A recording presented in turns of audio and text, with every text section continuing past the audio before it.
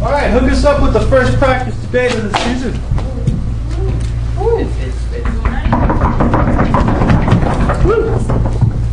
First, I'd like to thank everyone for being here today, our judge for being here and judging, the audience for watching and participating in this, and partner for all the support and the opposition for what I'm sure will be a great debate. Today's topic is this House would significantly reform healthcare in the United States. First, I'll start with some definitions and technical aspects of the debate, then move on to our on-case points. First, with the definitions. We're defining this House as the U.S. federal government, and significant reform being plainly just change. We're defining healthcare as prenatal care and pediatric care for the first 5 years of a child's life for families on welfare, and the U.S. as the United States. Our plan is that, I'm getting to the plan. It'll all come up again.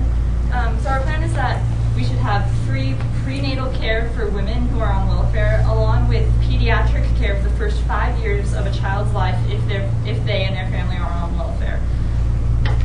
Women would get the standard basic appointments needed to carry a full-term healthy pregnancy, and children would get 2 checkups a year plus appointments needed for diagnosis to get prescription or emergencies. To do this, we would increase the welfare tax by 1.5% by 2011. We'd like to ask you all to judge. We'd like to put the judging criteria on net benefits and pragmatism, basically which plan or side has the most benefits and which one is most practical and can be put into the most effective use. We have 3 contentions for our plan. The first contention is that without prenatal care, women and their babies are at risk. For a healthy full-term pregnancy, women need vitamins, ultrasounds, checkups, shots. They need to make sure they're not at risk for diabetes. They need to make sure that there are no deformities or anything going wrong with the baby that they are carrying. Prenatal care is one of the most important types of care for women in this country.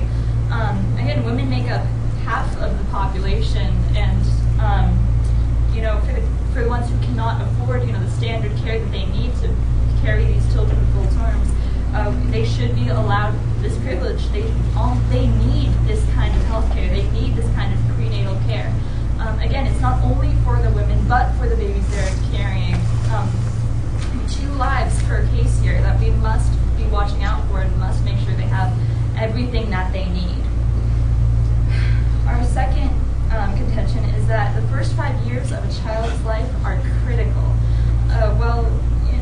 While people should be able to get health care throughout their lives, we believe that the first 5 years are extremely important to a person's entire life. For the first 5 years, again, infants need care right after birth. If something seems to be showing up wrong in an infant, that is cause for serious concern and must be taken care of immediately. Also, for infants and children, their immune system is a lot lower because it hasn't developed yet as much as even a toddler's, a teenager's, or an adult's. So they're much more liable to get sick, to come into harm. Also, if a baby is premature, their biggest risks are within the 5 years. They need for a premature baby, you need to be monitoring that baby most during its first 5 years. That's when any abnormal brain development is going to happen. That's when any abnormal physical development is going to happen. That's when even things such as eyesight will start deteriorating for premature babies. These 5 years, they need this surveillance to make sure that everything is developing well and good. Also, autism. Autism is shown to start showing up between around 3 and 5 years of a child's life. For the first 2 to 3 years of an autistic child's life, they are developing completely normally. There are no signs of autism. There's nothing until about the 3 to 5 year mark. So there are many other diseases such as this, but again, things such as autism would be able to be caught and diagnosed.